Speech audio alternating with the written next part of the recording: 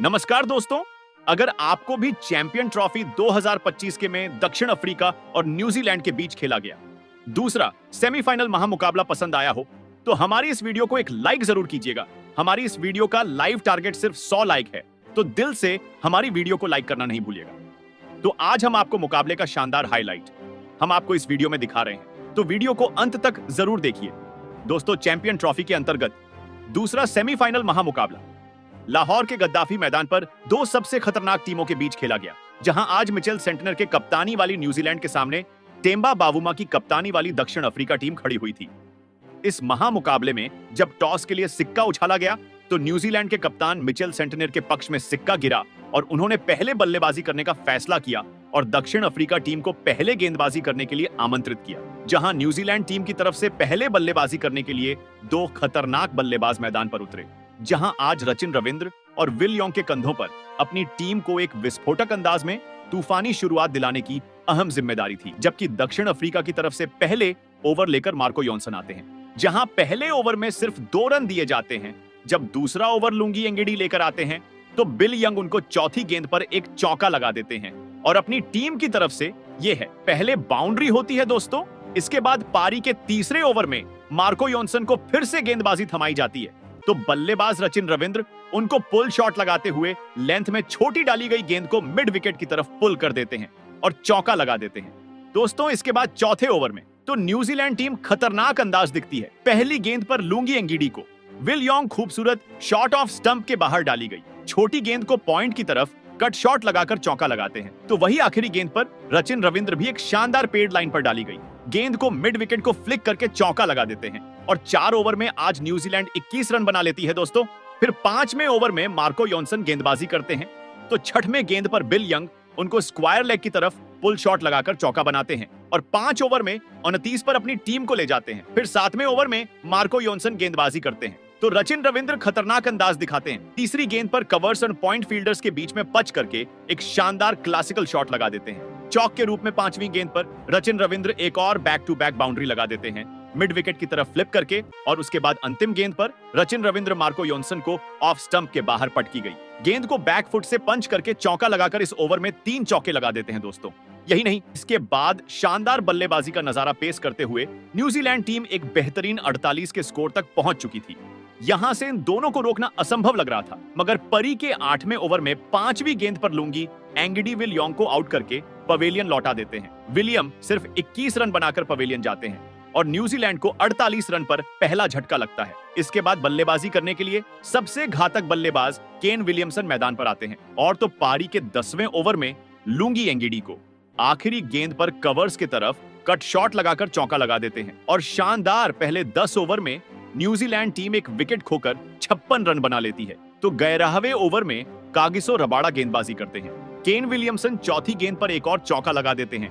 फिर सेट हो चुके रचिन रविंद्र के साथ मिलकर केन न्यूजीलैंड की पारी को संभाल लिया और फिर से एक और साझेदारी अपनी टीम के लिए बनाना शुरू कर दिया। दोनों ही खिलाड़ी इस मुकाबले में लाजवाब बल्लेबाजी कर रहे थे और साउथ अफ्रीका की गेंदबाजी को लगातार मुश्किल में डाल रहे थे। इसी बीच रचिन रविंद्र ने अपना इस मुकाबले का एक गजब का अर्धशतक भी पूरा कर लिया। रचिन रविंद्र और केन विलियमसन की इस साझेदारी ने विरोधी टीम के कप्तान टेम्बा बावुमा को परेशानी में डाल दिया था। रचिन रविंद्र और केन विलियमसन की यह साझेदारी अब लगातार साउथ अफ्रीका की टीम को मुश्किल में डाल रही थी और फिर इसी बीच दोनों की शतकीय रनों की साझेदारी भी पूरी हो गई थी। अब साउथ अफ्रीका की गेंदबाजी बहुत ही बड़ी मुसीबत में थी, क्योंकि रचिन रविंद्र और केन विलियमसन की यह साझेदारी न्यूजीलैंड की टीम को एक विशाल लक्ष्य की तरफ आगे बढ़ा रही थी। और फिर इसी बीच केन विलियमसन ने भी अपना इस मुकाबले का एक और महत्वपूर्ण अर्धशतक पूरा कर लिया। केन विलियमसन के इस तरह बेहतरीन फॉर्म में होने की वजह से साउथ अफ्रीका का हर एक गेंदबाज बैकफुट पर था और फिर इसी बीच दूसरे छोर पर गजब की बल्लेबाजी कर रहे रचिन रविंद्र ने भी पारी के 32वें ओवर में अपना ऐतिहासिक शतक पूरा कर लिया और इतिहास रच दिया। अब केन विलियमसन ने भी अपने हाथ खोलना शुरू कर दिया था। रचिन रविंद्र और केन विलियमसन की यह साझेदारी साउथ अफ्रीका के हर एक गेंदबाज को अब दबाव में डालने लगी थी। दोनों की यह साझेदारी अब लगभग 164 रनों की हो चुकी थी, लेकिन तभी गेंदबाजी पर आए कागिसो रबाड़ा ने शतकवीर रचिन रविंद्र को हेनरी क्लासन के हाथों कैच आउट कर दिया। रचिन रविंद्र ने आज 101 गेंदों में तूफानी 108 रनों की एक लाजवाब पारी खेलकर आउट हो गए। कागिसो रबाडा ने न्यूजीलैंड की एक विशाल साझेदारी को तोड़कर अपनी टीम को इस मुकाबले में वापसी करने का बढ़िया मौका दिया था। लेकिन बल्लेबाजी के लिए आए डेरियल मिचेल के साथ मिलकर केन विलियमसन ने उसी रन से अपने टीम के स्कोरबोर्ड को आगे बढ़ाया और फिर तभी पारी के 40वें ओवर की पहली गेंद पर एक लाजवाब लगाते हुए केन विलियमसन ने भी अपना इस मुकाबले का एक और अद्भुत शतक पूरा कर लिया। अब फिर एक बार केन विलियमसन और डेरियन मिचेल के बीच भी एक साझेदारी बननी शुरू हो गई थी। लेकिन तभी शतक लगाने वाले केन विलियमसन एक बड़ा शॉट खेलने के चक्कर में वियान मल्डर के एक गेंद पर लुंगी एंगी के हाथों कैच आउट हो गए। केन विलियमसन 94 गेंदों में 102 रनों की एक अद्भुत बारी खेलकर आउट हो गए। अब न्यूजीलैंड की टीम ने अपने दोनों ही सेट बल्लेबाजों को खो दिया था। अब बल्लेबाजी के लिए टॉम लेथम मैदान में उतरे थे, लेकिन टॉम लेथम को भी आते ही पारी के 42वें ओवर की पहली ही गेंद पर कागिसो रबाडा ने क्लीन बोल्ड कर दिया। टॉम लेथम 5 गेंद में 4 रन बनाकर आउट हो गए। अब कहीं ना कहीं साउथ अफ्रीका की टीम ने इस मुकाबले में वापसी करके दिखाई थी। 2 बड़े शतक लगाने के बाद भी अब न्यूजीलैंड की बल्लेबाजी लगातार विकेट खो बैठी थी। अब मैदान पर ग्लेन फिलिप्स आए थे, लेकिन एक छोर पर से सेट हो चुके डेरियल मिचेल अब अपने हाथ खोलते हुए दिख रहे थे, तो वही ग्लेन फिलिप्स भी अब साउथ अफ्रीका की गेंदबाजी पर बड़े शॉट खेलते हुए दिख रहे थे। अंत के ओवरों में डेरियन मिचेल और ग्लेन फिलिप्स ने गजब की बल्लेबाजी करते हुए एक शानदार साझेदारी अपनी टीम के लिए बनाई। लेकिन तभी गेंदबाजी पर आए लुंगी एंगिडी ने सेट हो चुके डेरियन मिचेल को कागिसो रबाडा के हाथों कैच आउट कर दिया। डेरियन मिचेल 37 गेंद में 49 रन बनाकर आउट हो गए। अब साउथ अफ्रीका ने न्यूजीलैंड की आधी बल्लेबाजी को खत्म कर दिया था। बल्लेबाजी के लिए अब माइकल ब्रेसवेल आए थे, लेकिन एक छोर पर सेट हो चुके ग्लेन फिलिप्स रुकने को तैयार नहीं थे और वह लगातार साउथ अफ्रीका की गेंदबाजी पर बड़े शॉट खेल रहे थे। तो वही माइकल ब्रेसवेल ने भी अंत में कुछ बड़े शॉट खेले, लेकिन आखिर में लुंगी एंगिडी ने माइकल ब्रेसवेल को रायन रिकेल्टन के हाथों कैच आउट कर दिया। माइकल ब्रेसवेल 12 गेंद में 16 रन बनाकर आउट हो गए, लेकिन इसके बावजूद ग्लेन फिलिप्स की 27 गेंद में 49 रनों की नाबाद पारी की बदौलत न्यूजीलैंड की टीम ने 362 रनों का एक सबसे बड़ा लक्ष्य साउथ अफ्रीका की टीम के आगे रखा। उसके बाद न्यूजीलैंड से मिले 363 रनों के विशाल लक्ष्य का पीछा करने साउथ अफ्रीका के 2 दिग्गज ओपनर बल्लेबाज मैदान में उतरे।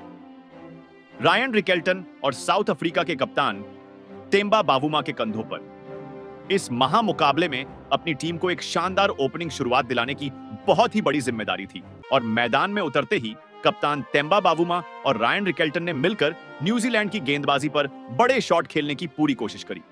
लेकिन तभी पारी का 5वां ओवर पर डालने आए मैट हेनरी ने रायन रिकेल्टन को माइकल ब्रेसवेल के हाथों कैच आउट कर दिया। रायन रिकेल्टन 12 गेंद में 17 रन बनाकर आउट हो गए।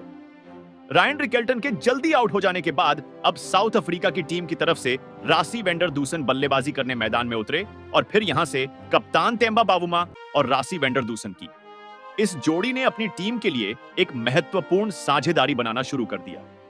न्यूजीलैंड की खतरनाक गेंदबाजी के सामने साउथ अफ्रीका के यह दोनों ही बल्लेबाज लाजवाब बल्लेबाज कर रहे थे और एक मजबूत साझेदारी अपनी टीम के लिए बना रहे थे। इतने विशाल लक्ष्य का पीछा करते हुए न्यूजीलैंड की गेंदबाजी को यह दोनों ही बल्लेबाज कड़ी टक्कर दे रहे थे। इसी बीच दोनों की अर्धशतकीय साझेदारी भी पूरी हो चुकी थी। तेम्बा बावुमा और रासी वेंडर दूसन की इस लाजवाब बल्लेबाजी की वजह से अब कहीं ना कहीं न्यूजीलैंड की गेंदबाजी भी दबाव महसूस करने लगी थी। दोनों ही खिलाड़ी अब मैदान में पूरी तरह सेट हो चुके थे और फिर इसी बीच साउथ अफ्रीका के कप्तान तेम्बा बावुमा ने अपना इस मुकाबले का लाजवाब अर्धशतक पूरा कर लिया। तेम्बा बावुमा और रासी वेंडर दूसन के सामने एक पहाड़ जैसा लक्ष्य था और ऐसे में इन दोनों ने रन बनाकर अपनी टीम पर से दबाव पूरी तरह कम कर दिया था। न्यूजीलैंड की गेंदबाजी अब इन दोनों के सामने कमजोर पड़ चुकी थी और फिर इन दोनों की यह साझेदारी 100 रनों का आंकड़ा पार कर गई। तो वहीं कप्तान तेम्बा बावुमा के साथ बल्लेबाजी कर रहे रासी वेंडर दूसन ने भी अपना इस मुकाबले का एक लाजवाब अर्धशतक पूरा कर लिया। दोनों ने मिलकर अब अपनी टीम को 125 रनों पर पहुंचा दिया था। लेकिन तभी गेंदबाजी पर आए न्यूजीलैंड के कप्तान मिचेल सेंटनर ने साउथ अफ्रीका के कप्तान तेम्बा बावुमा को केन विलियमसन के हाथों कैच आउट कर दिया। कप्तान तेम्बा बावुमा 71 गेंद में 56 रनों की एक महत्वपूर्ण पारी खेलकर आउट हो गए। मिचेल सेंटनर ने साउथ अफ्रीका की एक खतरनाक साझेदारी को तोड़कर फिर एक बार दबाव साउथ अफ्रीका की बल्लेबाजी पर डाल दिया था। अब मैदान पर एडन मार्करम आए थे और नए बल्लेबाज एडन मार्करम भी आते ही 2 चौके लगाकर अपना खाता खोला था। लेकिन तभी उनके साथ बल्लेबाजी कर रहे और पूरी तरह सेट हो चुके रासी वेंडरदुसेन को न्यूजीलैंड के कप्तान मिचेल सेंटनर ने क्लीन बोल्ड कर दिया। रासी वेंडरदुसेन 66 गेंदों में 69 रनों के एक लाजवाब पारी खेलकर आउट हो गए। न्यूजीलैंड के कप्तान मिचेल सेंटनर ने अकेले के दम पर साउथ अफ्रीका के 2 खतरनाक सेट हो चुके बल्लेबाजों को आउट करके अपनी टीम पर से दबाव पूरी तरह कम कर दिया था।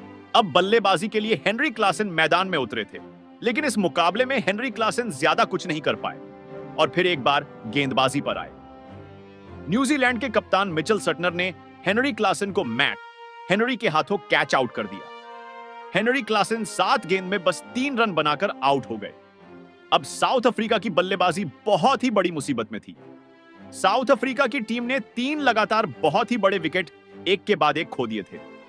अब बल्लेबाजी के लिए डेविड मिलर मैदान में उतरे थे और फिर एडन मार्करम और डेविड मिलर ने मिलकर फिर एक बार खतरनाक न्यूजीलैंड की गेंदबाजी के सामने एक और साझेदारी बनाने की पूरी कोशिश करी। लेकिन तभी गेंदबाजी पर लगाए गए रचिन रविंद्र ने सेट हो चुके एडन मार्करम को अपनी ही गेंद पर कैच आउट कर दिया। एडन मार्करम 29 गेंद में 31 रन बनाकर आउट हो गए। अब साउथ अफ्रीका के आधी बल्लेबाजी खत्म हो चुकी थी। न्यूजीलैंड की स्पिन गेंदबाजी ने पूरा मुकाबला ही पलट दिया था। अब बल्लेबाजी के लिए व्यान मल्डर मैदान में उतरे थे, लेकिन व्यान मल्डर भी न्यूजीलैंड की स्पिन गेंदबाजी के आगे ज्यादा देर तक नहीं टिक पाए और गेंदबाजी पर आए माइकल ब्रेसवेल ने व्यान मल्डर को रचिन रविंद्र के हाथों कैच आउट कर दिया। व्यान मल्डर 133 गेंद में 8 रन बनाकर आउट हो गए। रिक्वायर्ड रन रेट का दबाव लगातार साउथ अफ्रीका की बल्लेबाजी पर बढ़ता हुआ दिख रहा था। इस नॉकआउट मुकाबले से अब साउथ अफ्रीका की टीम बाहर होती दिख रही थी। अब बल्लेबाजी के लिए मार्को यानसन मैदान में उतरे थे, लेकिन एक छोर पर साउथ अफ्रीका की आखिरी उम्मीद यानी डेविड मिलर अभी भी मैदान में मौजूद थे और वह अकेले ही रन बनाते जा रहे थे। लेकिन तभी उनके साथ बल्लेबाजी करने आए। मार्को यानस को ग्लेन फिलिप्स ने एलबीडब्ल्यू आउट कर दिया। मार्को नसन इस मुकाबले में 7 गेंद में बस 3 ही रन बना पाए। अब साउथ अफ्रीका के 3 ही विकेट बचे हुए थे। बल्लेबाजी के लिए अब केशव महाराज मैदान में उतरे थे, लेकिन केशव महाराज को भी ग्लेन फिलिप्स ने टॉम लैथम के हाथों कैच आउट कर दिया। केशव महाराज 4 गेंद में बस 1 रन बनाकर आउट हो गए। कोई भी साउथ अफ्रीका का बल्लेबाज डेविड मिलर का साथ नहीं निभा पा रहा था। डेविड मिलर अकेले ही एक छोर पर रन बनाते जा रहे थे। अब बल्लेबाजी के लिए कागस और रबाड़ा मैदान में उतरे थे, लेकिन अब डेविड मिलर ने जिम्मेदारी अकेले के कंधों पर ले ली थी और वह न्यूजीलैंड के गेंदबाजी पर बड़े शॉट खेल रहे थे। लेकिन तभी उनके साथ बल्लेबाजी कर रहे कागिसो रबाड़ा को मैट हेनरी ने ग्लेन फिलिप्स के हाथों कैच आउट कर दिया। कागिसो रबाड़ा 22 गेंद में 16 रन बनाकर आउट हो गए। अब साउथ अफ्रीका के आखिरी विकेट के रूप में लुंगी एंगी मैदान में उतरे थे, तो वही इसी बीच सेट हो चुके। डेविड मिलर ने एक शानदार चौका लगाते हुए अपना अर्धशतक तो पूरा कर लिया, लेकिन अब साउथ अफ्रीका का इस सेमीफाइनल मुकाबले में जीतना नामुमकिन हो चुका था। लेकिन ऐसे में भी डेविड मिलर लगातार न्यूजीलैंड की गेंदबाजी पर बड़े शॉट खेलते ही जा रहे थे। अंत में डेविड मिलर की यह तूफानी बल्लेबाजी देखकर हर एक खिलाड़ी हैरान था और फिर अंत में डेविड मिलर ने अपने धमाकेदार बल्लेबाजी के बलबूते पर इस मुकाबले में एक गजब का शतक भी लगाया। लेकिन इसके बावजूद न्यूजीलैंड की टीम ने पूरी अफ्रीका टीम को 312 से ज्यादा नहीं बनाने दिए। निर्धारित 50 ओवर में 9 विकेट खोकर अफ्रीका टीम 312 रन बना पाई और न्यूजीलैंड टीम ने इस महामुकाबला को 50 रन से जीत लिया। यह सिर्फ नॉर्मल जीत नहीं थी।